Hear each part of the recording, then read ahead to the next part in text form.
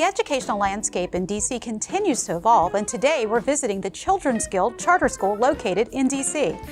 Nakia Nicholson is the principal of this wonderful school, and we're going to ask her a few questions about the importance of the charter school community as well as the role transit plays.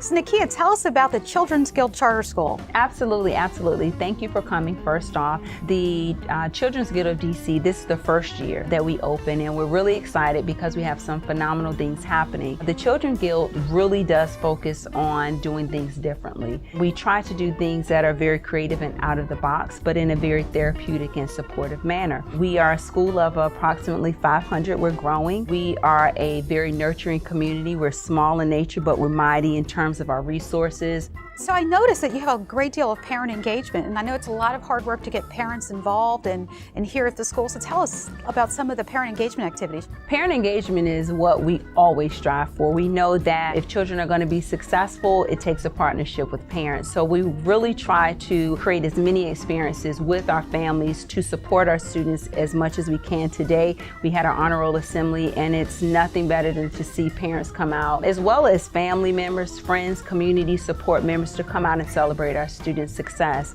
We try to use every opportunity to use, whether that's academics, whether that's sports, whether that's extracurricular, for the parents to come in to showcase what their children are doing. So tell us, where is the Children's Guild Charter School located in DC? I'm glad you asked. We're located at 2146 24th Place in Northeast, and we're right near the metro, so it's really, really accessible. It's right off of Bladensburg Road. Our kids typically arrive at 8 o'clock, and so they go to 3:30. So our school day is 7 hours, which is an hour longer than most schools, which is 1 hour more instructional time, which is 5 hours more per week. So we're really proud about that because we do take our instructional practices very, very seriously. And how does that distinguish you from some of the other charter schools that are in the District of Columbia? Instructional hours alone, it sets us apart because we believe that having the kids here at school is the most safe environment for many of our students, and then to keep them fully engaged. We know that when kids are engaged, they do better.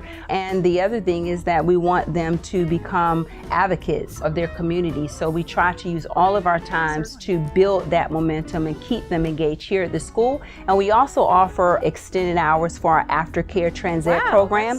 Absolutely. It's a range of opportunities for the kids to stay plugged in, and then also build some relationships and rapport with some of our staff. The aftercare program is operated and managed by our staff here. It's great resources for us because it gives us opportunities to learn more about the students outside of their academics. And let me ask you one additional question. Tell me a little bit about the staff makeup. It seems like you have an incredibly diverse staff, lots of arts programs, all sorts of exciting things. So tell me a little bit about the mixture of staff you have. Yeah, I think this staff is vastly different because we come from the standpoint of social development.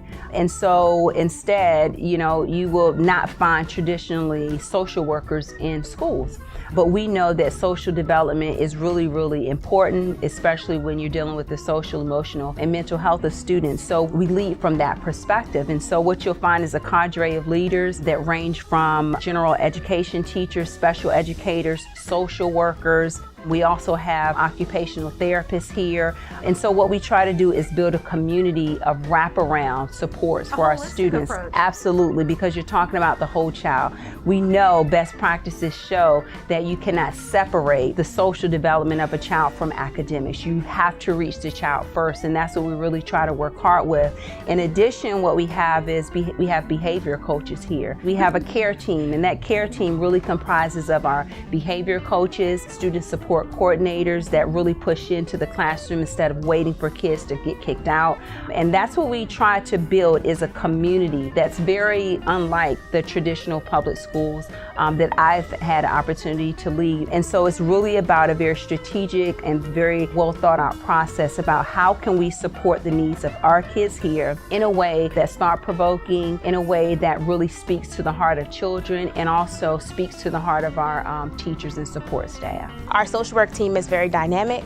We provide not only support to the students, but also to the staff members to make sure the emotional and social needs of the children are being met. Because we know here at the Children's Guild that if those needs aren't met, they're not going to be available for learning. in an environment, especially like in DC, our children are struggling with so many traumas, whether it be substance abuse, domestic violence, neighborhood violence, and all those issues need to be resolved. And if they're not able to manage those appropriately, they're not going to be able to get the instruction that they need from their teachers. So tell us a little bit about the students that you provide services for. So the students in my class have a range of disabilities, but the most common disability in the classroom is the behavior disabilities. Okay. So we just really find ways to kind of tailor their behaviors and find the best way to reach them. The staff, they're very welcoming. There aren't any negative vibes coming from them. It's always, what can we do to help you, or what can we do here to help your kids at home? I actually have one child that is in the general population. I have a son that has ADHD, so I have kids on both sides. We provide individual therapy to our students. We provide group therapy to our students.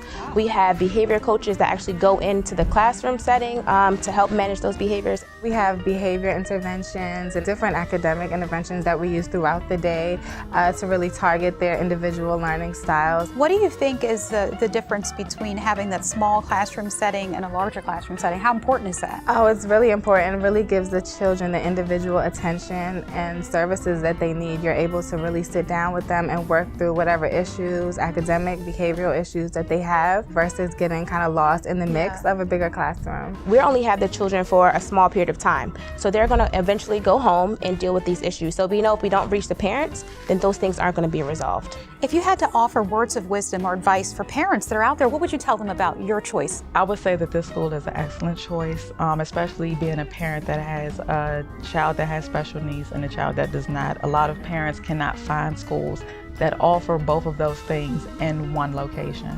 So I think that this school is a wonderful choice for any kid.